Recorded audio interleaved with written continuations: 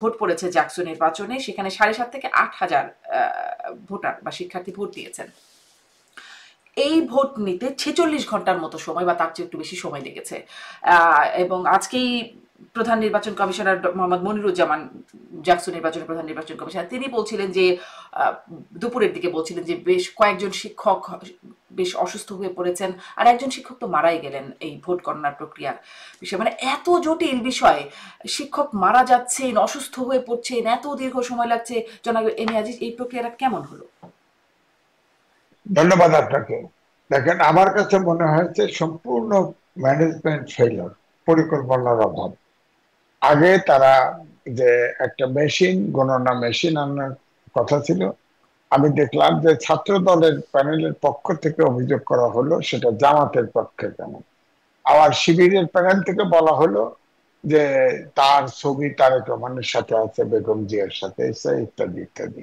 যাই হোক, শেষ পর্যন্ত সিদ্ধান্ত নেয় যে তা হাতে গুনবে। বলেন, এত এত ভোট, এটা কি হাতে গোনা সম্ভব? এবং শেষ পর্যন্ত আমার মনে হয় মানসিক প্রেসারে একটা শিক্ষক মারাও গেছে। এটা একটা ঐতিহাসিক, বাংলাদেশে এরকম ঘটনা ঘটেনি। তার চেয়ে বড় কথা যে যে ফলটা আসলো, আগাগোড়াই একটা ধারণা করা হচ্ছিল যে ঢাকা বিশ্ববিদ্যালয় অর্থাৎ ডাকসুর চাইতে একটা ব্যতিক্রম ফল, ব্যতিক্রমের ফল হলেও হতে পারে। কিন্তু সেখানে দেখা গেল যে ছাত্র দলের কোনো জায়গা নেই। অর্থাৎ এটাতে মনে হচ্ছে যে ইনস্টিটিউশন গুলো, ধরেন আজকেই আমার দুই আপন ভাস্তি, সে ঢাকা ইউনিভার্সিটির শিক্ষক দুইজনে, ছাত্র দুইজনে, তারা ভোট দিয়েছে। আমি জিজ্ঞেস করলাম, তোমরা কাকে ভোট দিয়েছে? কয় শিবিরকে দিয়েছে। কেন? হ্যাঁ, কয় আমাদের প্রত্যেকটা ফ্লোরে ঠান্ডা পানি গরম পানি দিয়েছে। এবং তারা সবসময়, আমি কারণগুলো জানার চেষ্টা করলাম, যে তারা খুব আন্তরিক ভাবে কথা বলে। এবং ছাত্র দলের ছেলেদেরকে দেখলেই মনে হয় যে গণরুম, গেস্ট রুম, টর্চার সেল এগুলো হবে। এই জন্য একটা মানুষের ভিতরে, সব বন্ধুদের ভিতরে একটাই হলো যে ছাত্র দল যদি যেতে, তাহলে কিন্তু আপনার সেই আগের কালচারে ইউনিভার্সিটি ফেরত যেতে পারে। এটা একটা আতঙ্ক। দুই হচ্ছে যে ছাত্র শিবিরের এবং জামাত মিলে যে পরিকল্পনা এবং কৌশল নিয়েছে, এই কৌশলের কাছে ছাত্র দল হেরে গেছে। কারণটা আপনি দেখেন, যে আমিও টকশোতে এসেছি, আমি মিড ক্যারিয়ারের বিএনপির নেতাদেরকে পেয়েছি ইলেকশনের আগে। তখন আমি বললাম যে দেখেন, আপনাদের ছাত্র দল 17 বছর হলে নাই। হ্যাঁ, কারণ পরবর্তীতে আপনারা 6টা হলে কমিটি ঘোষণা করলেন, তখনও কিন্তু তাদের ঢুকতে দেওয়া হলো না যে হলে রাজনীতি থাকবে না। এবং সেখানে কিন্তু এখন দেখা যাচ্ছে যে এনসিপির নাম করে শিবির কিন্তু তাদের ধাওয়া দিচ্ছে, তাদের এই হলে কমিটি করতে দেয়নি। অর্থাৎ আমি বলবো যে এটা ভিতরে ভিতরে তারা অনেকটা মিশনারি ওয়ার্কের মতো।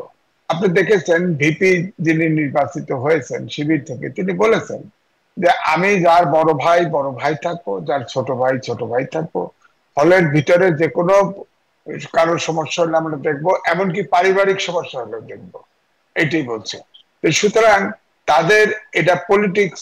আর একটা হলো আপনার যে ভিপি হলো, সে তো আসলে ছাত্রলীগের ছিল আন্দোলনের সময়, সে তো হেলমেট বাহিনী ছিল। অর্থাৎ তাকে বলা হচ্ছে গুপ্ত শিবির।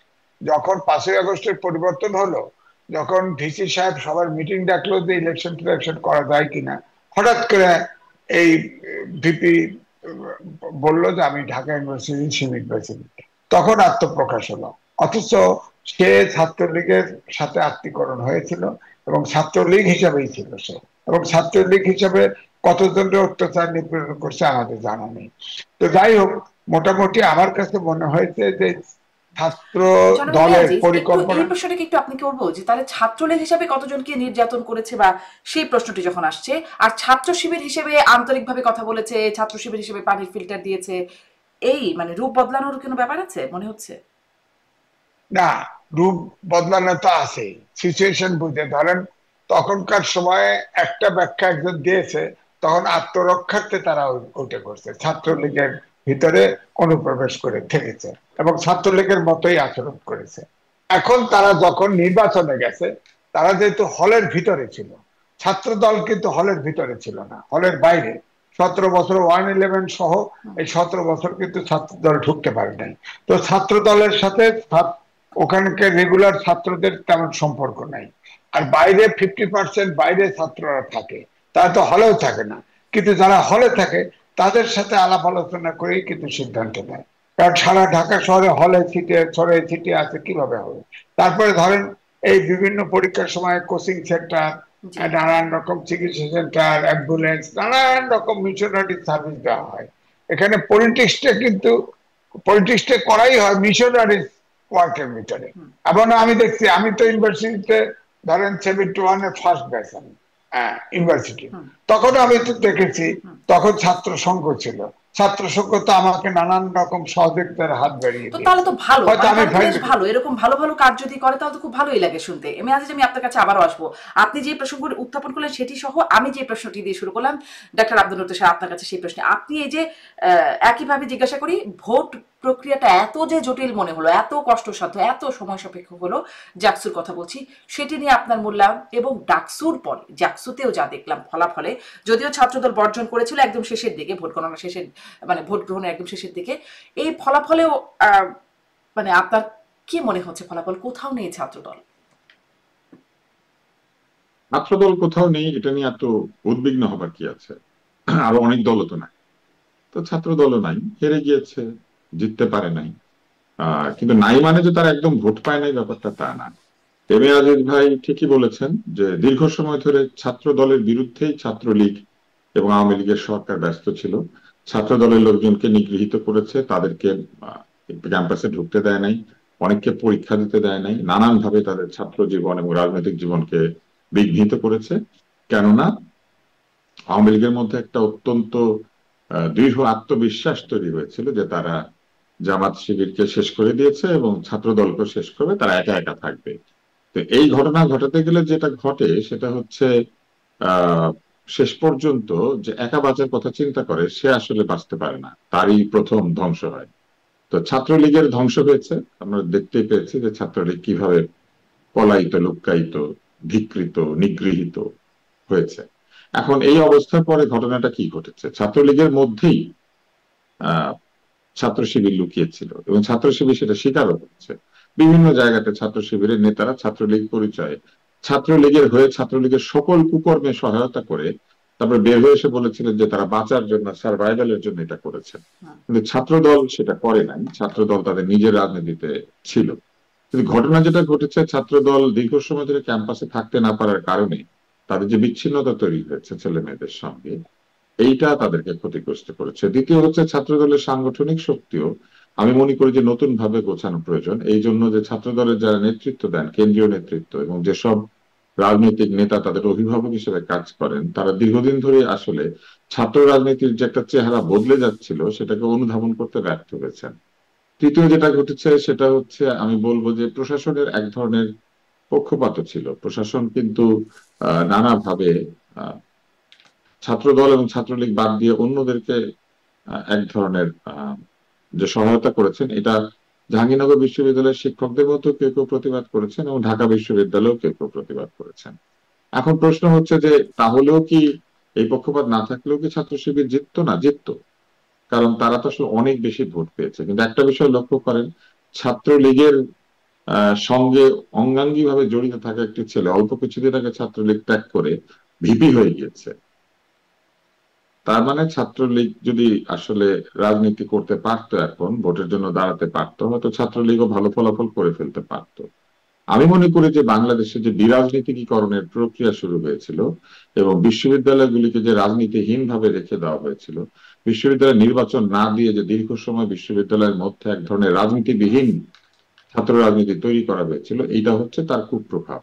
আওয়ামী লীগ এইসব দায় দায়িত্ব কোনোভাবে এড়াতে পারবে না। আজকে যে প্রবল ভাবে এই অসুখগুলি প্রকাশিত হচ্ছে, নানান ধরনের অ্যানোম্যালি বা স্বাভাবিকতার বিরুদ্ধে এক ধরনের ঘটনা তৈরি হচ্ছে, মানুষের এক্সপেকটেশন বা প্রত্যাশার বাইরে যে ফলাফল তৈরি হচ্ছে, এটার জন্য যারা জিতেছেন তাদেরকে আমরা কোনোভাবেই কৃতিত্ব না দিয়ে থাকতে পারি না। আমি মনে করি শিবিরপন্থী যারা জিতেছেন তাদেরকে ধন্যবাদ জানানো উচিত, অভিনন্দন জানানো উচিত যে তারা রাজনীতি করেছেন, তাদের রাজনীতি সফল হয়েছে। কিন্তু আপনি আমাকে বলেন ক্ষমতায় 16-17 বছর থেকে নিজের শত্রুদেরকে নিজের জঠরে প্রতিপালন করে শত্রু নিধনের নামে প্রকৃত অর্থে যারা সেন্ট্রিস্ট বা লিবারেল পলিটিক্স করেন তাদেরকে বিদায় করে দিয়ে আওয়ামী লীগ শেষ পর্যন্ত যে বিরাট দুইটা রসগোল্লা বলেন, হাট্টিমাটিম ডিম বলেন, অথবা মুরগির ডিম বলেন, যেটা অর্জন করলেন, যে ডিম্ব প্রসব করলেন, এই অশ্বডিম্বটি তারা প্রসব করার ব্যবস্থা করে রেখে গিয়েছেন এই বিশ্ববিদ্যালয়গুলিতে। এবং দেখেন, ছাত্র রাজনীতিহীনতার কারণে ছাত্ররা বুঝতে পারে না এখন যে কাকে সে ভোট দিবে। সে পানির মেশিনকে ভোট দেয়, ঠান্ডা পানি গরম পানিকে সে ভোট দেয়। সে মনে করে ঠান্ডা পানি গরম পানি হচ্ছে তার জন্য ভবিষ্যতে ছাত্র নেতৃত্ব তৈরি করার জন্য প্রয়োজনীয়। ধরেন এখন যদি কেউ বিনামূল্যে তাদেরকে 6 মাস খাওয়াতো বিরিয়ানি, আমার ধারণা ভোট সে পেয়ে যেত। অথবা ধরেন কেউ যদি চৌকি, বালিশ, কাঁথা, কম্বল এগুলা কিনে দিত, তাহলেও সে ভোট পেয়ে যেত। তার মানে আমাদের রাজনীতি কোথায় গিয়ে ঠেকেছে? আপনার কোনো রাজনৈতিক বিশ্বাস, কনভিকশন, রাজনৈতিক কোনো পক্ষপাত কিচ্ছু নাই। ঠান্ডা পানি আর গরম পানির বদলে আপনি ভোট দেন। ঠান্ডা পানি আর গরম পানির মেশিনটা টাকাটা কোত্থেকে এসেছিল? কোন সে দল এত আয় করে যে তার ঠান্ডা পানি গরম পানির মেশিন কিনে দিতে পারে? এটাও তো জিজ্ঞেস করতে হবে। কিংবা তারা যে পারিবারিক দায় দায়িত্ব নিয়ে নেবেন, এই কথা বলেছেন যে দরকার হলে পরিবারের সমস্যা সমাধান করে দিবে। এই যে পয়সা বা এই যে টাকার আহ, যে একটা উৎস, এই টাকাটা কোত্থেকে আসে? তারা কি করেন আসলে? তারা তো চাঁদাবাজি করেন না, কারণ তারা এটা বলেছেন যে তারা কোনো চাঁদাবাজি করেন না, বাকিতে খান না, অনৈতিক কার্যক্রম করেন না। তাহলে এত টাকা কোত্থেকে আসে যে তারা সকল হলে ঠান্ডা পানি গরম পানি দিতে পেরেছে, সকল ফ্লোরে ফ্লোরে? এইটা আসলে জানতে চাও যে ঠান্ডা পানি গরম পানির মেশিনের দাম কিন্তু কমপক্ষে 12,000 টাকা, যদি সবচেয়ে খারাপটাও দিই। হুম। আর সবচেয়ে ভালোটা বা মোটামুটি কাজেরটা দিতে গেলে, টিকবে এরকম দিতে গেলে 18 থেকে 20,000 টাকা। তাই না? এটা হচ্ছে আরেক একটা। দ্বিতীয় হচ্ছে ঠান্ডা পানি গরম পানির মেশিনে যে বিদ্যুৎ খরচ হবে, আহ বিশ্ববিদ্যালয় কি অতিরিক্ত বিদ্যুৎটি খরচ করার পারমিশন দিয়েছে? তাহলে কি বিশ্ববিদ্যালয়ের রুমে রুমে হিটার বসিয়ে রান্না করা যাবে নিজের ইচ্ছা মতো? কিংবা ধরেন মাইক্রোওয়েভ ওভেন রাখা যাবে, ফ্রিজ রাখা যাবে, টিভি রাখা যাবে, এগুলো যাবে? তাহলে ঠান্ডা পানি গরম পানির মেশিনটা কি কর্তৃপক্ষের অনুমতি নিয়ে তারা বসিয়েছিল কিনা, এটাও জিজ্ঞেস করতে হবে। আমরা এই জিনিসগুলি কখনো জিজ্ঞেস করি না, যে আসলে কি এইসব ব্যাপারে কর্তৃপক্ষের এক ধরনের সায় আছে? তাহলে বিশ্ববিদ্যালয় কর্তৃপক্ষ কি করে? ঠান্ডা পানি গরম পানির মেশিন কিনে দেওয়ার ক্ষমতা জাহাঙ্গীরনগর বিশ্ববিদ্যালয়ের নাই? তো জাহাঙ্গীরনগর বিশ্ববিদ্যালয় কি তাহলে হারপিক কেনার ক্ষমতা নাই? কালকে সবাই হারপিক কিনে দিক, তাই না? মজুমদার আসুক হারপিক নিয়ে। তো আমার কথাগুলো শুনতে আপনাদের ভালো লাগবে না, কিন্তু ঘটনা আসলে এইরকম। কর্তৃপক্ষের এবং প্রধান যে রাজনৈতিক দল দেশটি শাসন করেছিল গত 16 বছর ধরে, এদের কুরাজনীতি, অপরাজনীতি এবং রাজনীতি বিবর্জিত একটি সমাজ তৈরি করে স্বৈরতান্ত্রিক আদেশ নির্দেশে ছাত্রদেরকে নিয়ন্ত্রণ করার যে প্রক্রিয়া, এই যে গণরুম, এটা তো পোস্ট ট্রমাটিক স্ট্রেস। মানে গণরুম করেছিল কে? ছাত্রলীগ। এখন সবাই মনে করছে যে ছাত্রলীগ, ছাত্রদল সহ রাজনৈতিক কোন দল আসলেই তারা গণরুম করবে, এবং তারা শিবিরকে রাজনৈতিক দল মনে করছে না, তারা সমাজসেবী সংগঠন বলে মনে তারা করছে। তো আসলে ভিন্ন ছাত্র প্যানেল শিবির, থেকেও দাঁড়িয়েছে, প্যানেলের নামটাও তো শিবির না, এটাও একটা ব্যাপার। হ্যাঁ, শিবির তারা দেয় নাই, ঠিক আছে, দিল না, কিন্তু লোকে কি আর চিনে না তাদেরকে? তারা কোন দল বা কি? প্যানেলের নাম বদল করে সবাই দিলেই তো হয়ে গেল। কিন্তু দেখেন, তারা শিবিরকে মনে করছে সমাজসেবী সংস্থা, মানে পরোপকারী একটি সংস্থা। তাদের কি রাজনীতি নাই? তারা কি কোনো রাজনৈতিক দলের লেজ না? অবশ্যই তারা রাজনৈতিক দলের লেজ। কিন্তু দেখেন, সামান্য পানির মেশিন বা এইসব দিলে টিলে পরে ছেলেমেয়েরা ভুলে যাচ্ছে আসলে ছেলে মেয়েদের মধ্যে ডিপলিটিসাইজেশন হয়ে গিয়েছে। তারা রাজনীতি কি জিনিস তারা জানে না। তার আজকে সকালে কিন্তু ডিম ভাজি দেয় ভালো করে, 1 প্লেট খিচুড়ির সাথে, তারা ওইটাকে মনে করছে যে উনি তো অনেক উপকারী, আমাকে ডিম ভাজার খিচুড়ি দিয়েছে। এই জায়গা থেকে ছাত্রদেরকে এবং রাজনীতিকে বের করে আনতে বিরাট কষ্ট কিন্তু হবে। ডাক্তার আব্দুল তুষার, এটা কি আসলে তারা এই বিষয়টাকে দেখছে যে তাকে ফিল্টার দিয়েছে বা তাকে কি সহায়তা করলো সেটাই, নাকি তাদের এই অ্যাপ্রোচটা যে তারা আন্তরিক, তারা মানে সাহায্য করার মনোভাব পোষণ করে, তারা বিনয় বিনয়ী ভাবে কথা বলে, আসলে অ্যাপ্রোচটা দেখছে নাকি যিনি বিষয়বস্তুটা দেখছে? ছাত্র নেতাদের কাজ আসলে কি? ছাত্র নেতাদের কাজ হচ্ছে শিক্ষার পরিবেশ নিশ্চিত করার জন্য কর্তৃপক্ষের সঙ্গে কাজ করা। অর্থাৎ বিশ্ববিদ্যালয় কর্তৃপক্ষের সাথে ছাত্র নেতারা একটা লিয়াজো মেনটেন করবেন। তারা এক ধরনের কালেকটিভ বার্গেনিং এজেন্ট, সিবিএ। তারা হলের সমস্যা গিয়ে বলবেন প্রভোস্টকে, তারা হলের সমস্যা গিয়ে বলবেন হাউস টিচারকে, তারা বিসি রেজিস্টার বিল্ডিং এ গিয়ে তারা জানাবেন তাদের অসুবিধার কথা। তারা কি নিজের পয়সা দিয়ে হল ঠিক করবে? নিজের পয়সা দিয়ে ঠান্ডা পানি গরম পানি কিনে দেবেন? এইটা কি তাদের কাজ নাকি? তাহলে তো তারা বিশ্ববিদ্যালয়ের দায়িত্ব নিয়ে নিলেই পারে। যত বাতি ফিউজ হবে তারা লাগাবেন, যত চকি ভাঙবে তারা দিয়ে দিবেন, তাই না? এই যে দান খয়রাতের রাজনীতি, এটা থেকে তো এটা তো ছাত্র রাজনীতি না। আপনি আপনার সমতীর্থ বা সতীর্থ যারা যারা একই সঙ্গে পড়াশোনা করতে এসেছেন জাহাঙ্গীরনগরে, আপনারই মতো পরিবার থেকে এসেছেন, হঠাৎ আপনারা তাদেরকে এই যে বিভিন্ন ধরনের সুবিধাদি নিজের দলের উদ্যোগে করে দিতে শুরু করেছেন। এইটা করার কাজ তাদের না, এটা করার কাজ সমাজসেবী সংগঠনের। যেটা হচ্ছে মনে করেন রোটারি লিও লায়ন্স এদের। তো ঠিক আছে, ভালো কথা, ছাত্র নেতারাও এই দায়িত্বটা নিয়েছেন, তারা সমাজ সেবা করছেন, খুবই ভালো কথা, এতে কোনো অসুবিধা নাই। কিন্তু সমাজসেবী সংগঠনের প্রতিনিধিরাই ছাত্র রাজনীতির কর্ণধার হবেন, এটা যদি হয়, তাহলে কালকে কিন্তু ধরেন এনজিও ভিত্তিক একটি রাজনৈতিক আহ, সংঘ তৈরি করলে ছাত্র রাজনীতির ভিতরে, ধরেন বাংলাদেশে যারা বৃহৎ এনজিও আছে তারা মনে করেন ঠিক করলো যে আমরা কিছু ছাত্র নেতা তৈরি করি, এবং তারা আরো ভালো পানির মেশিন, বিশুদ্ধ পানির মেশিন, টয়লেটে হাই কমোড, তারপরে ধরেন জানালার পর্দা, তারপরে ধরেন বিছানা বালিশ তোষক, তারপরে ধরেন ক্যান্টিনে ভালো খাবারের ব্যবস্থা, ফ্রিজ টিভি এয়ার কন্ডিশন দিয়ে দিল। তো তাহলে কি ভোট পাবে ওরা? এইভাবে যদি ভোট আদান প্রদান হয়, তাহলে বুঝতে হবে যে বাংলাদেশের রাজনীতি বিনষ্ট হয়েছে। জি। এখানে রাজনৈতিক কোনো বিশ্বাস বা রাজনৈতিক কনভিকশন থেকে ভোট আদান প্রদান হচ্ছে না। হ্যাঁ, মনে করেন আপনি শারমিন চৌধুরী, আপনাকে আমি একটা গিফট পাঠালাম, আপনি আমার পক্ষে চলে আসলেন, ব্যাপারটা এরকম হয়ে গেল না? আচ্ছা, এটি খুবই একটা মানে গুরুত্বপূর্ণ জায়গায় কথা বলেছেন। আমি এই পয়েন্টটিতে আসবো। আমি এটির সাথে সাথে জানাবি আমি আজিজকেও মানে এই বিষয়টি মাথায় রেখে এই প্রশ্নটা করছি যে আপনিও বলছিলেন যে ছাত্র দল শুনলেই সেই গণরুম, চাঁদাবাজি, ওই বিষয়গুলো মানে জাতীয় রাজনীতির ক্ষেত্রেও কি একটু যোগ করে বলবেন আপনি যে জাতীয় রাজনীতিতে ভোট দেওয়ার ক্ষেত্রেও কি মানুষের এই বিষয়গুলো মনে আসবে যে আহ, ছাত্র দল বা যুব দল বা বিএনপি যখন আসে তখন এই চাঁদাবাজি, দখলবাজি, টেন্ডারবাজি ইত্যাদি বিষয়গুলোর কথা মনে পড়ে যায়। অন্যদিকে জামাতে ইসলাম, তাদের কথা, তাদের জন্য আবার কি মনে পড়ে? এই বিষয়গুলো কি জাতীয় রাজনীতিতেও প্রভাব ফেলবে? যেই মনস্তত্ত্বটা আসলে হ্যাঁ, জাকসুতে কাজ করবে হ্যাঁ, কি মনস্তত্ত্ব? হ্যাঁ, এখন আপনাকে এভাবে দেখতে হবে যে জামাত ইসলাম শিবির মানে একটা এনজিও প্যাটার্নের রাজনৈতিক দল, ইসলামিক রাজনৈতিক দল। আপনি সেখানে অ্যাম্বুলেন্স চাল পাবেন, আপনার সমস্যা পেলে পাবেন। অর্থাৎ যদি আপনি জামাত বা শিবির হন, তাদের সদস্য হন, আপনি যে কোনো সময়ে তাদেরকে পাবেন। এটা একটা স্বেচ্ছাসেবী সংগঠন বা এনজিও সংগঠনের মতো ধরে নেন। এবং তাদের প্রচুর ফান্ড আছে, বিভিন্ন প্রসেস থেকে তাদের ফান্ড আসে। এমনকি ধরেন তাদের নিয়ন্ত্রিত যত প্রতিষ্ঠান আছে, সেই প্রতিষ্ঠানে যারা চাকরি করে তাদের কাছে কিন্তু বাসরা নেন, চারা নেন। হ্যাঁ, তো তো এটা কিন্তু আমি যেটা বলার চেষ্টা করেছি, এটা কিন্তু ডিসপলিসাইজড হয়ে যাচ্ছে। অর্থাৎ ছাত্ররা কিন্তু পলিটিক্স দেখছে না।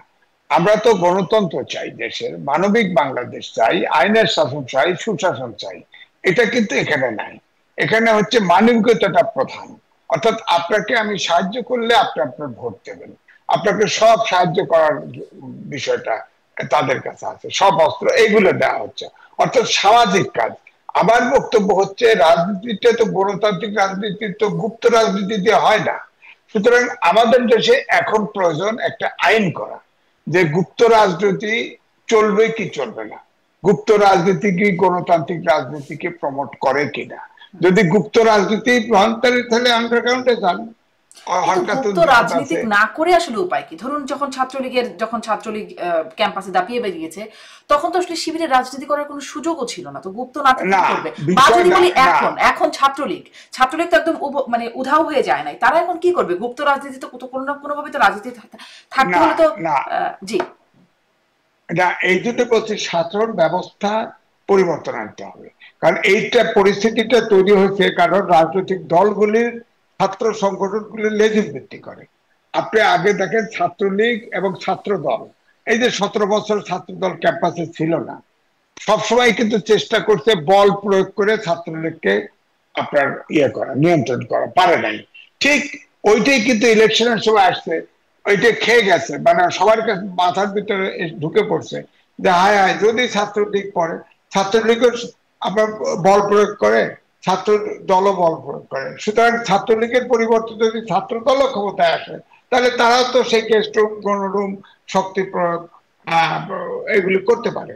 এটা একটা বড় ধরনের। আর 2 নম্বর হচ্ছে যে সব ছাত্রদেরকে কিন্তু বেনিফিট দেওয়া হয়েছে, যার যেটা প্রয়োজন। পড়াশোনা দরকার, কোচিং সেন্টারে যান, বেতন নাই, পয়সাটা দিয়ে দিল। আপনার গরম পানি নাই, দিল। ঠান্ডা পানি নাই, দিল। আপনি অসুস্থ হলেন, অ্যাম্বুলেন্স হলো, দরকার দিল, হসপিটালে দিল।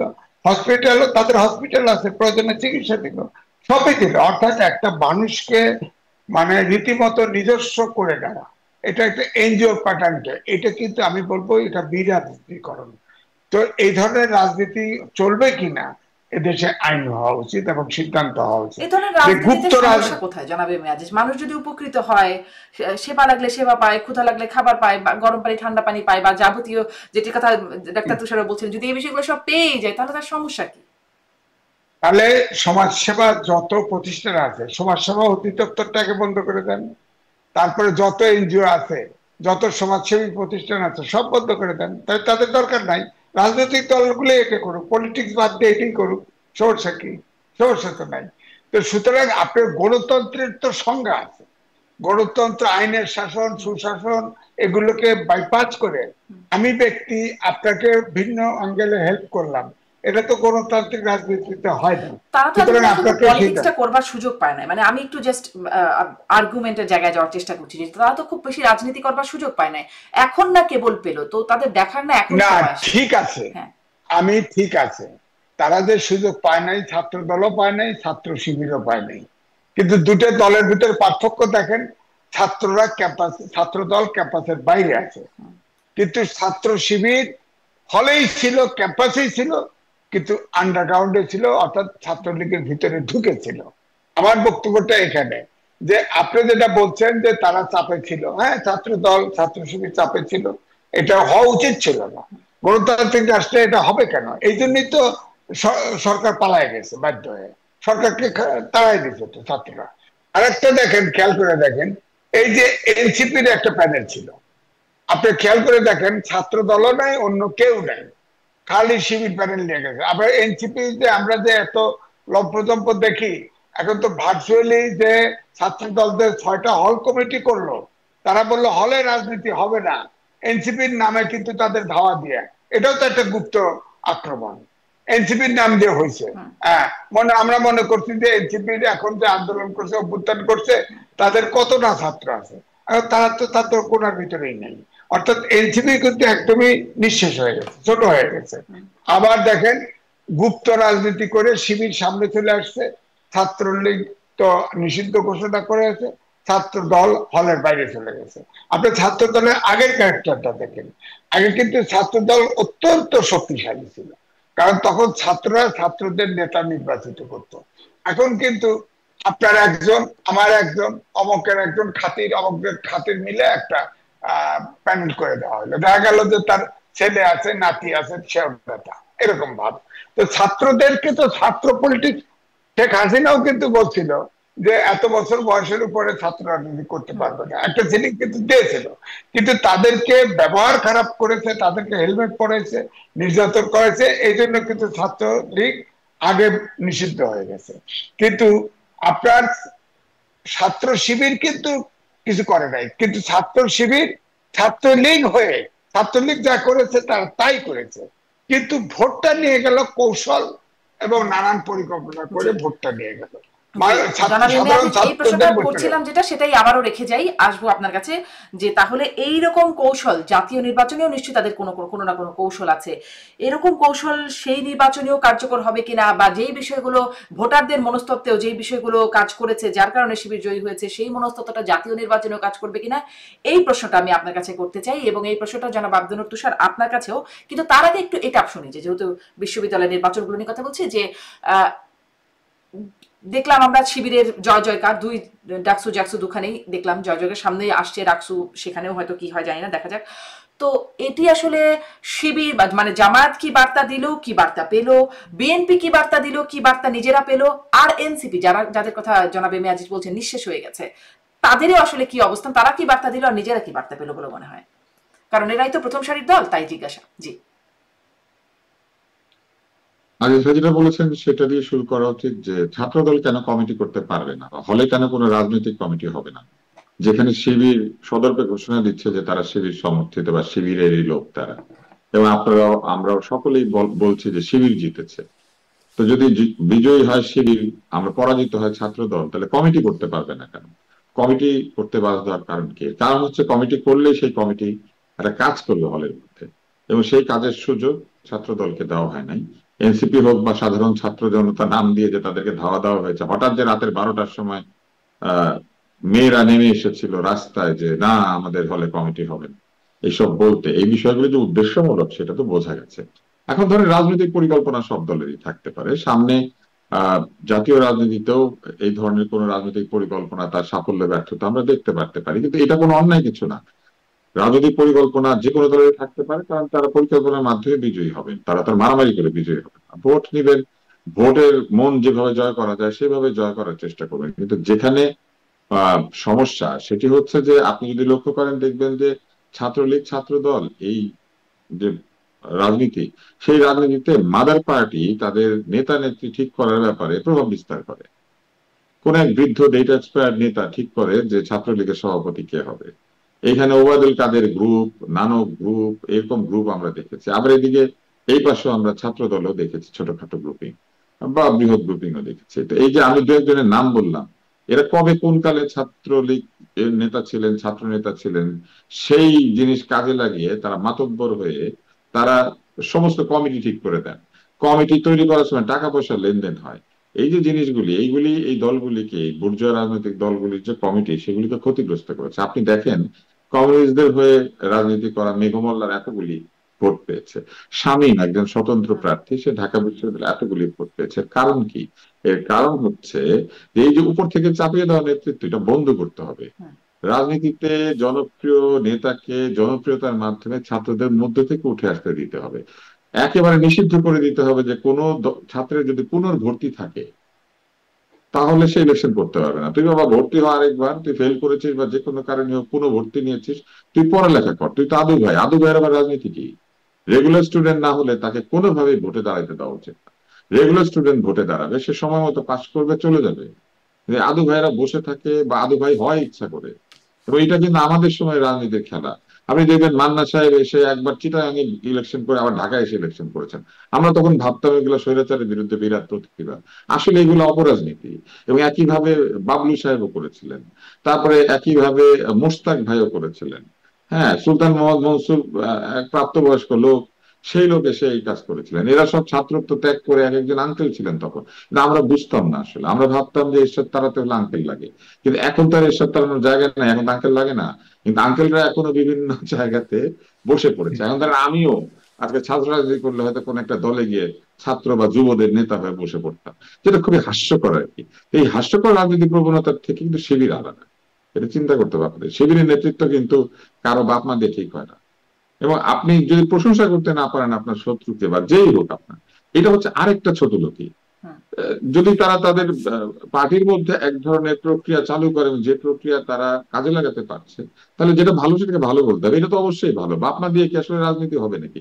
বাপমা দিয়ে কি আমাদের ধর্মেও আছে নাকি যে বাপমার হিসাব ছেলে মেয়ে বহন করবে বা ছেলে মেয়ের হিসাব বাপমা বহন করবে? আসলে নাই।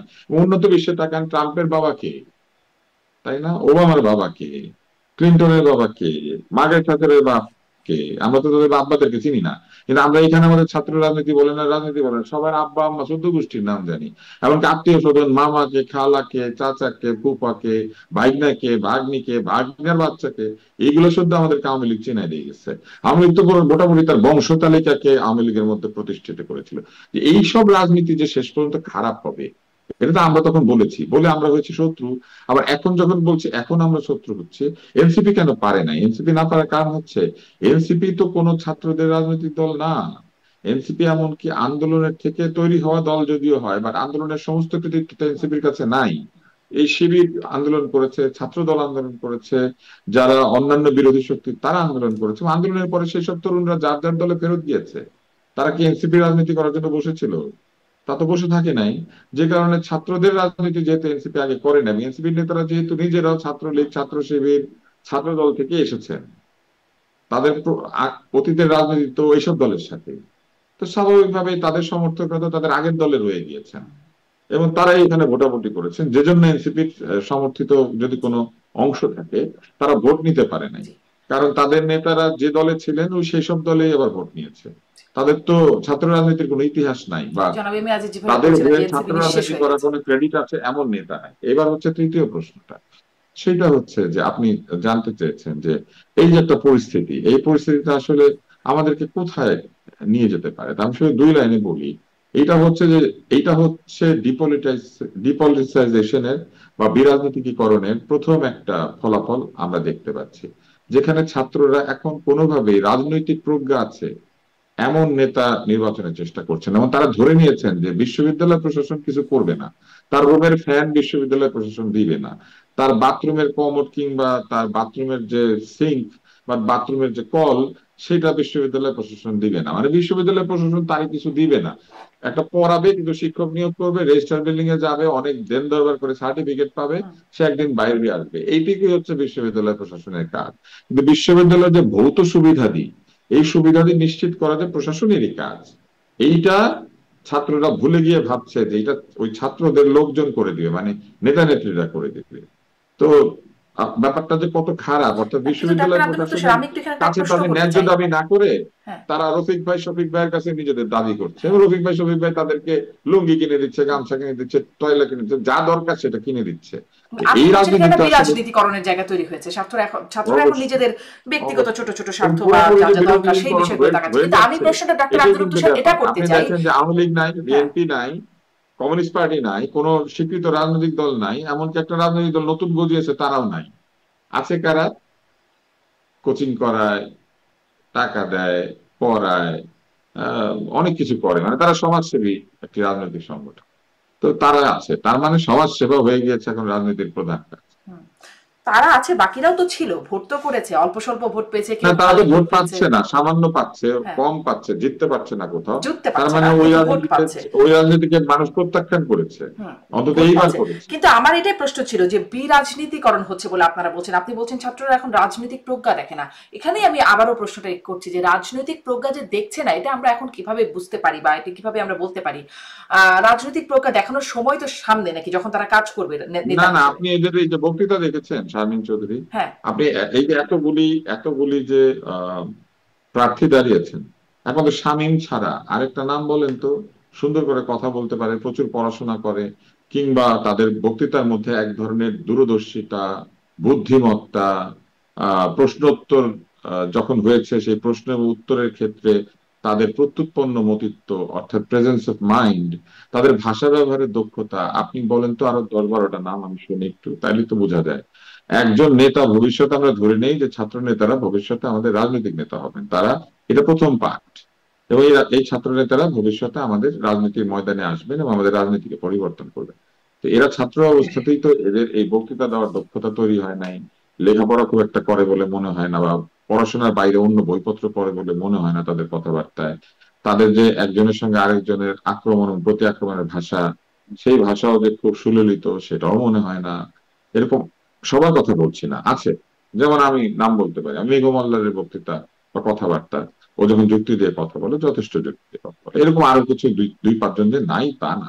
কিন্তু আপনি বিজয়ী প্রার্থীদের বলেন তো, আপনি একটা আয়োজন করেন না, আপনি এই অনুষ্ঠানে এনে তাদের সাক্ষাৎকার নেন, আপনি সাক্ষাৎকার নিলে টের পাবেন যে আসলে যে ধরনের ভবিষ্যৎমুখী রাজনৈতিক প্রজ্ঞা নিয়ে এই ছাত্র নেতারা ডাকসু চাকসু রাকসু, আহ, এই জাকসু সব জায়গাতে আসবেন বলে আমরা মনে করছি।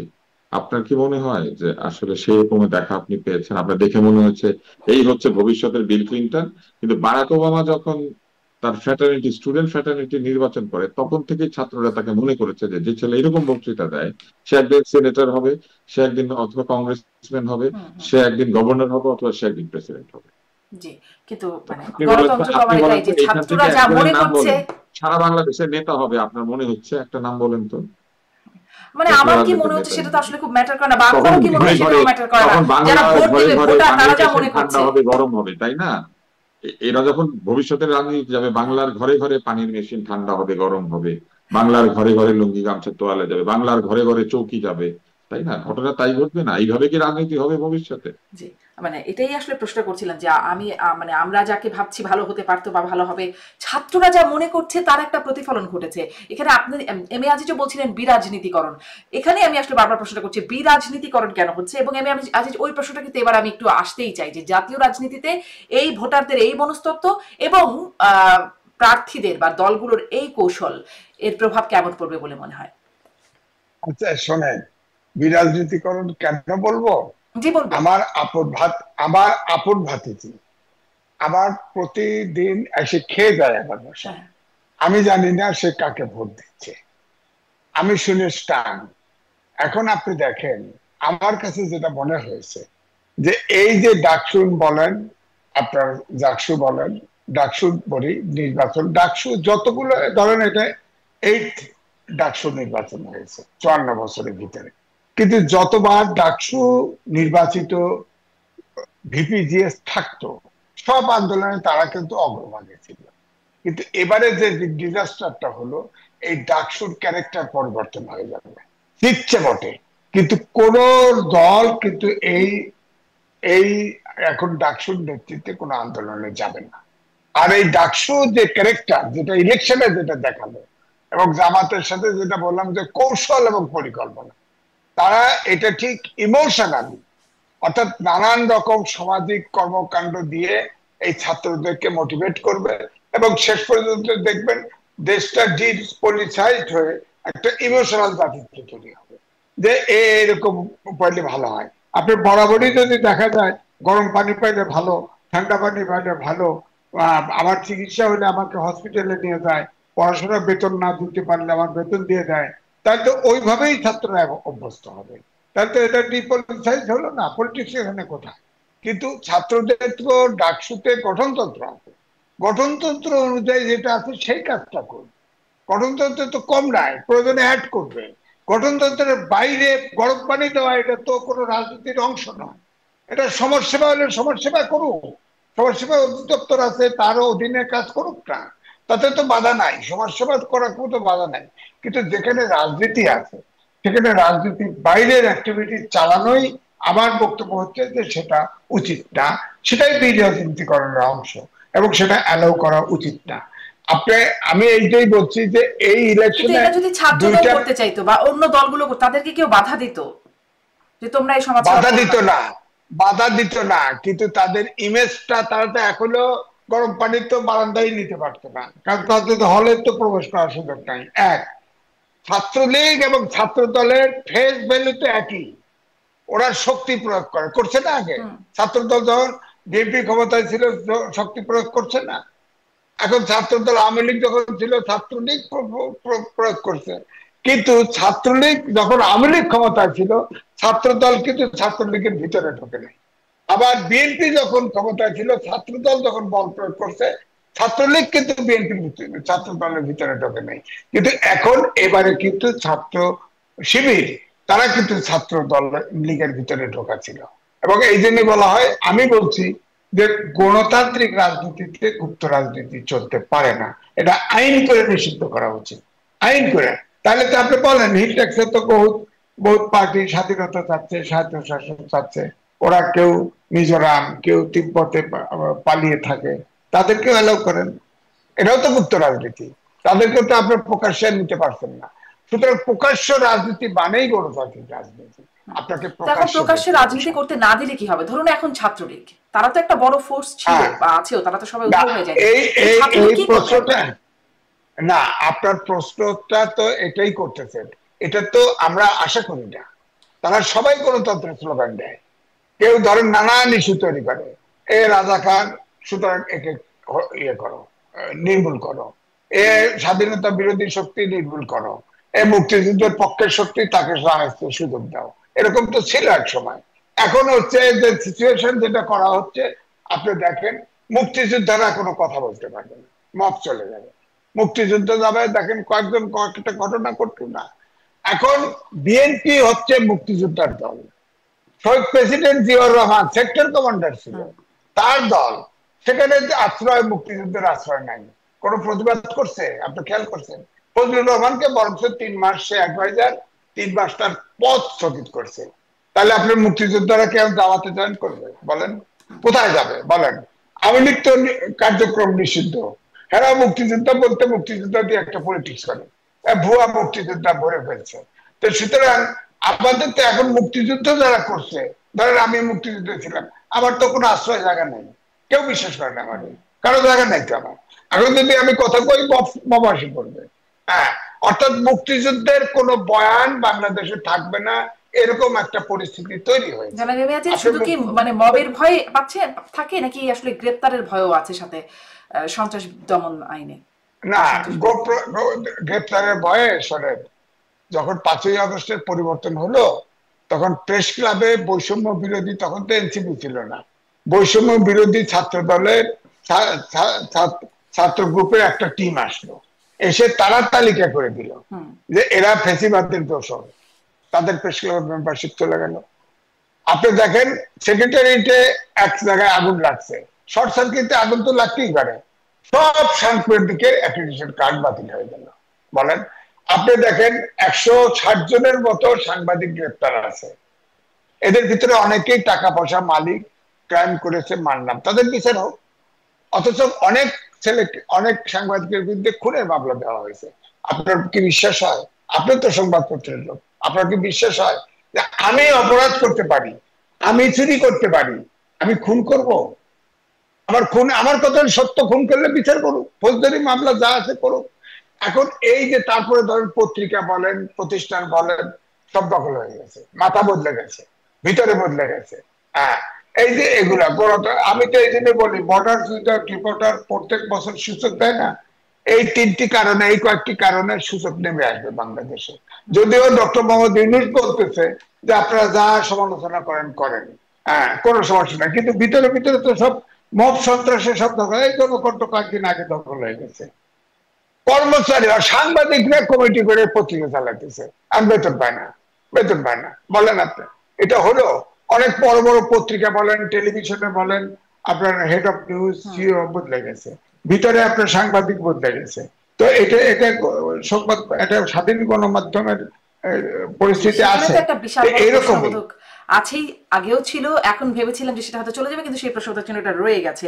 আমি আবারও সেই জায়গাটিতে আসি যে ডাক্তার আব্দুল নূর তুষার, এই যে সমাজ সেবামূলক কাজ করা, ভালো ব্যবহার বা বিপদের পাশে দাঁড়ানো, এই অ্যাপ্রোচটা, এই কৌশলটা টিকে গেল।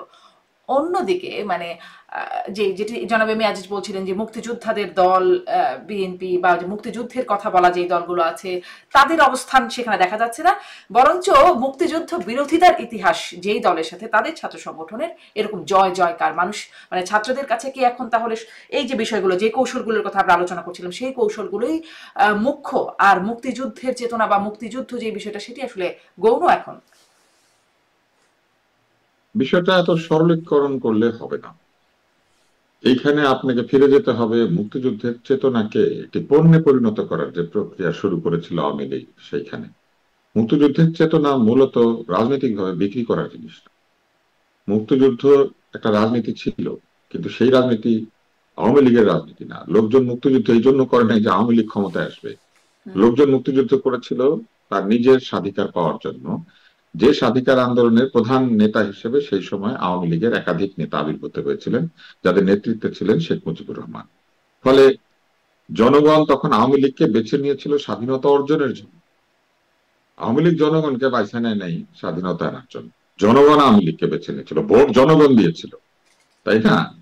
এবং দিয়ে আওয়ামী লীগকে ঠিক করেছিল, কারণ জনগণ মনে করেছিল যে এই দলের মধ্যে এরকম নেতা আছে যে স্বাধীনতা এনে দিতে পারবে। কিন্তু স্বাধীনতা পরবর্তী কালে আওয়ামী লীগ মুক্তিযুদ্ধকে ট্রেডমার্ক বানিয়ে নিজেরা ব্যবহার করতে শুরু করলো, যে এটা এককভাবে তাদের কৃতিত্ব, এবং শুধু এককভাবে তাদের কৃতিত্ব না, এই কৃতিত্বের সিংহভাগ হচ্ছে একটি পরিবারের, এবং সেই পরিবারের পাগল ছাগল হইল নামের সামনে শেখ থাকলে সে ভালো। আপনি বলেন, আমরা একাধিক শেখকে দেখেছি তো যে তারা কি ধরনের আচরণ করেন, কিন্তু তাদের কোন ধরনের প্রতিকার হয়েছে? দল থেকে তাদের পদের কোনো অবনতি হয়েছে? বরং আমরা দেখেছি পরিবারের সদস্য দিয়ে সংসদ, বিভিন্ন জায়গা, দল, দলের বাইরে বিভিন্ন জায়গা প্রায় ভরে ফেলা হয়েছিল। এই যে প্রক্রিয়া, চেতনার নাম দিয়ে রাজনীতি দখলের প্রক্রিয়া, দল দখলের প্রক্রিয়া, চেতনার নাম দিয়ে অন্য দলের উপর নির্যাতন চালানোর প্রক্রিয়া, ফলে মুক্তিযুদ্ধকে যে এইভাবে বিতর্কিত করে তোলার পেছনে এই পতিত স্বৈরতন্ত্রের একটা বিরাট ভূমিকা আছে। হ্যাঁ, যেমন সামরিক বাহিনী থেকে যদি বাজে শাসক আসেন, তাহলে সামরিক তন্ত্র বিতর্কিত হয়েছিল। আপনি দেখবেন যে এরশাদ সাহেব যে কাণ্ডটা করেছিলেন, এতে করে এমন একটা অবস্থা তৈরি হয়েছিল যে মানুষ মনে করতো যে সকল জেনারেলি এরশাদের মতো। তো এটা কি কেন হয়েছে? কারণ ওই একই ঘটনা। আপনি যদি মুক্তিযুদ্ধের চেতনাকে জনগণের জীবনে প্রকৃত অর্থে প্রতিষ্ঠা করতে চাইতেন, তাহলে একটি সাংস্কৃতিক পরিবর্তন আনার চেষ্টা করতেন বাংলাদেশে, মানুষের আচরণের পরিবর্তন আনার চেষ্টা করতেন, শিক্ষায় এমন পরিবর্তন আনতেন যে পরিবর্তনের মধ্যে দিয়ে বাংলাদেশের মানুষ তার স্বাধীনতার গৌরবকে এবং যা কিছু অহংকার সবকিছুকে তার নিজের মনে করতে পারতো। কিন্তু আওয়ামী লীগ কি করেছে? আপনি আওয়ামী লীগ করলে মুক্তিযুদ্ধের চেতনার দাবিদার, আপনি যদি আওয়ামী লীগ না করেন তাহলে আপনি রাজাকার, এবং যে দলই করেন না কেন আপনি রাজাকার। হ্যাঁ, ওরা এমন কাউকে বাদ দেয় নাই যাকে রাজাকার বলে নাই। আমাকেও রাজাকার বলেছে, আমাকে ছাগু বলেছে, রাজাকার বলেছে, এগুলা বলেছে, এবং আমি সেটা শুনেছি, শুনে প্রতিবাদ করেছি, কখনো সহ্য করে গেছি। আমার অপরাধ কি ছিল জানেন? আমি ইসলামী ব্যাংকের একটি অনুষ্ঠানে, আমি পেশাদার উপস্থাপক, আমি তারপরেও গিয়েছিলাম, মূলত তারা ওইখানে একটা চ্যারিটি করেছিল আমার একটা প্রতিষ্ঠানে, আমরা একটা দাতব্য প্রতিষ্ঠান চালাতাম, তো ওনারা যখন রিকোয়েস্ট করেছে আমি গিয়েছিলাম। ওইখানে কিন্তু আওয়ামী লীগের 9 জন নেতা উপস্থিত ছিলেন স্টেজে। কারো দোষ হলো না, আমার দোষ হলো। কেন? কারণ তারা আমাকে বেছে নিয়েছিলেন যে আমাকে আক্রমণ করতে হবে। একদল আমার পরিচিত লোক সিপি গ্যাংকে আমার বিরুদ্ধে নিয়োজিত করেছিলেন, সকাল বিকাল গালিগালাজ। একই ধরনের গালিগালাজ আমি এখন স্বাধীনতা বিরোধী বট বট পক্ষের কাছ থেকেও পাই। মানে আমি এটাতে অভ্যস্ত হয়ে গিয়েছে যে ঠিক কথা বললে আপনাকে গালি খাইতে হবে। কিন্তু এই যে আওয়ামী লীগ চেতনার নামে গালিগালাজ শেখালো লোকজনকে, এখন আমরা আগেও করেছি, গালির বিপরীতে কথা বলেছি, কিন্তু এই যে গালির সংস্কৃতি চালু করা, এই যে মানুষকে ট্যাগ করার সংস্কৃতি চালু করা, এগুলা কি মুক্তিযুদ্ধের চেতনা? মুক্তিযুদ্ধ সকল না, আওয়ামী চরিত্র লীগটা নিজে নিয়ে শিখেছে, আমরা নেয়। খুব যত্ন করে সেগুলো চর্চা করে যাচ্ছি। না না, খারাপ জিনিস আপনি সবসময় শিখবেন রে ভাই। আপনি নাক খুঁটতে বললে দেখবেন বাংলাদেশের সব লোক নাক খুঁটতেছে। এটা হচ্ছে অভ্যাস, কারণ এই খারাপ জিনিস একটা আরাম আছে। মানুষ যে খারাপ কাজ করে, শয়তানে তো সাকসেসফুল কেন? এর কারণ হচ্ছে শয়তানি করা অনেক সহজ। তো আপনি লোকজনের শয়তানি শিখালে শয়তানি তো আগে শিখবে, কারণ এটার জন্য জ্ঞান লাগে না, বুদ্ধি লাগে না, নৈতিকতা লাগে না, সততা লাগে না, ত্যাগ লাগে না। এটার জন্য আপনার কিছু হারাইতে হয় না, বরং আপনি পাইতেই থাকবেন। একটা ধরে টান দিবেন, ওটা ধরে মানে টান দিবেন, এত এর এত পকেট বড় মারবেন, একটা ওর গণ পকেট অভ্যুত্থান হলো, মারবেন। এত মানুষের প্রাণ গেল, কিন্তু শয়তানি গেল না, মানে শয়তানিটা ঠিক আমরা রেখে না দিলাম। না, এই শব্দটা এইভাবে আপনি বললেন না। এই গণ অভ্যুত্থান যেভাবে ঘটেছে, এই গণ অভ্যুত্থান ঘটেছে মূলত শয়তান তাড়ানোর জন্য, নিজের শয়তানি দূর করার জন্য কি গণ আন্দোলন হয়েছিল? আমরা সবাই ভালো হয়ে যাব কালকে থেকে, এইটা কি এই আন্দোলনের ভিতরে ছিল? আমরা নৈতিকতার পরাকাষ্ঠা দেখাবো, এইটা ছিল? ছিল যে শয়তান তারাও। তারপরে আমরা অনেকদিন, আমি সবসময় বলি যে সব এই পুরো গণ অভ্যুত্থানের সবচেয়ে অদ্ভুত স্লোগান লাগে, অনেক দিন হাইও আর ন হাইও। মানে তুমি অনেক খেয়েছো আর খেয়েও না। তাহলে কি খাওয়াটা কি ঠিক আছে? মানে অনেকদিন খাইলে অসুবিধা, অল্প দিন খাইলে ঠিক আছে? খাওয়া আগে বন্ধ হবে এটা বলা উচিত ছিল, যে অনেকদিন খাইও আর কেয়াই ন খাইও। মানে অনেকদিন খেয়েছো আর কেউ খেও না। হুম, কিন্তু স্লোগানটা কিন্তু এইটা না, মানে অনেকদিন এখন অন্য কেউ খাইও খাবে। আর ন খাইও। মানে তুমি অনেক খেয়েছো আর খেও না, মানে আমি অনেক খাবো এখন বাধা দিও না। তো এই যে বাধা দিও না, আমি অনেক খাবো, এই জায়গাতে যে রাজনীতিকে নিয়ে গেল, সেটা কি হলো? আপনি চিটাগাঙে যান, দেখবেন সমন্বয়কের নামে সবচেয়ে বেশি চাঁদাবাজির অভিযোগ। একজন সমন্বয়ক আছেন, জি। যিনি আবার নিজেকে বিএনপির নেতা বলে দাবি করেন, ছাত্র দলের নেতা হিসেবে দাবি করেন। উনি নাকি আমির খসরু মাহমুদ চৌধুরীর কাছ থেকে চাঁদা নিয়েছেন বলে একটা প্রচলন, একটা কথা প্রচলিত হয়েছে। এই যে গুজবগুলি প্রচলিত হয়েছে, এইগুলি তো ছাত্র দলের ক্ষতি জি, করেছে। ক্ষতি লোকে করেছে। মনে করেছে যে ও ডাক্তার এই আব্দুল লতিফ ছাত্র স্যার, দল। ধন্যবাদ। শেষের দিকে যাব, কিন্তু ওই জাতীয় নির্বাচনের প্রশ্নটাতে আমি যেতে পারছি না, একটু শেষ করি এই জায়গাটিতে এসে যে ডক্টর আলী রিয়াজ, ঐক্যমত কমিশনের সহসভাপতি, তিনি আজকে প্রথম আলোর আলোচনায় বলছেন যে সামনে ফেব্রুয়ারিতে নির্বাচন না হলে জাতীয় নিরাপত্তার জন্য সেটি মানে সমস্যাজনক, বা জাতীয় নিরাপত্তার প্রশ্নের মুখে পড়বে, এরকম একটা বক্তব্য তিনি আজকেই দেখছিলাম।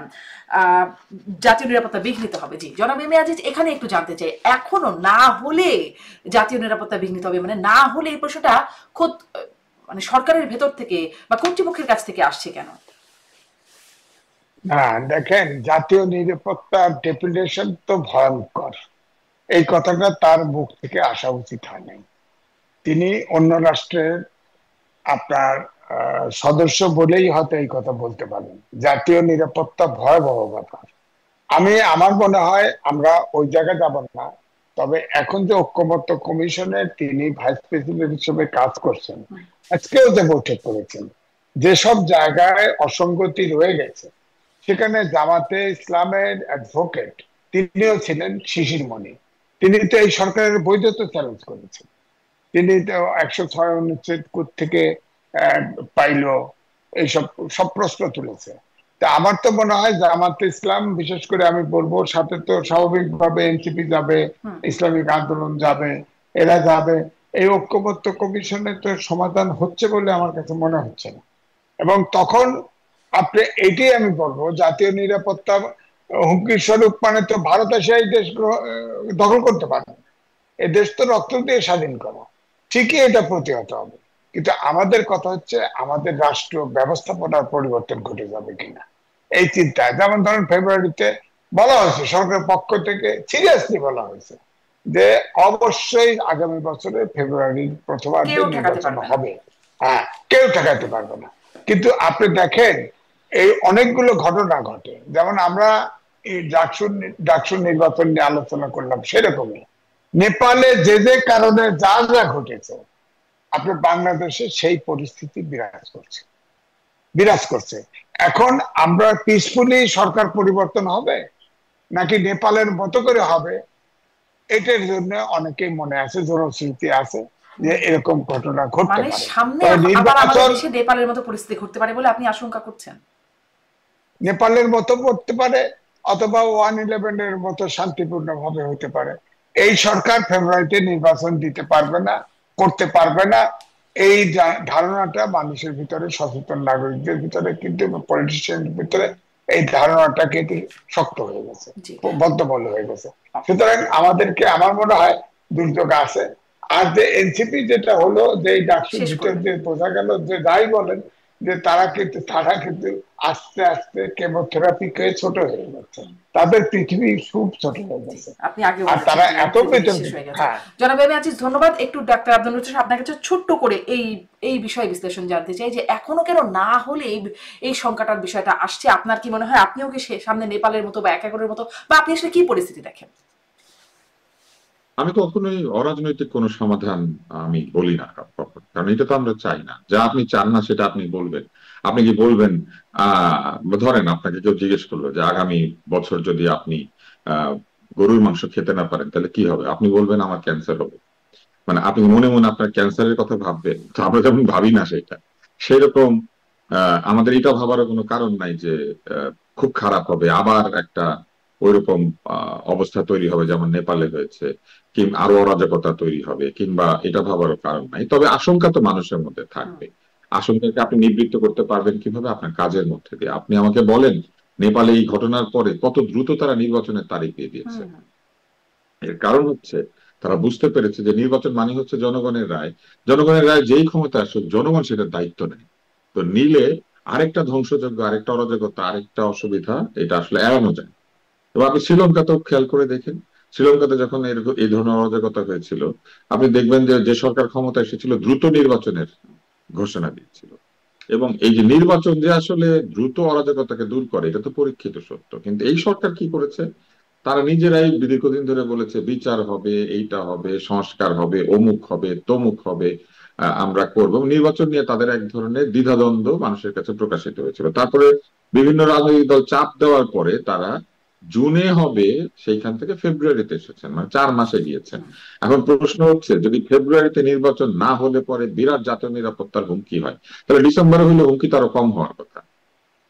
তাহলে আরো আগে কেন নির্বাচন দিয়ে দিচ্ছেন না? তাহলে তো হুমকি আরো কমে যাওয়া সম্ভব। মানে ফেব্রুয়ারিতে হইলে ভালো হবে, ফেব্রুয়ারির পরে গেলেই হুমকি হয়ে যাবে, তাহলে ডিসেম্বর হয়ে গেলে আরো হুমকি কম হইতো না? এটা হচ্ছে একটা যুক্তি। আর দ্বিতীয় যুক্তি হচ্ছে, জাতীয় নিরাপত্তা হুমকির মুখে পড়বে কেন? জাতীয় নিরাপত্তার জন্য তো একজন ব্যক্তিকে অ্যাসাইন করা হয়েছে, এই সরকার তো একজন ব্যক্তিকে অ্যাসাইন করেছেন, যিনি কিনা জাতীয় নিরাপত্তা নিয়েই সারাদিন সকাল বিকাল চিন্তা করেন।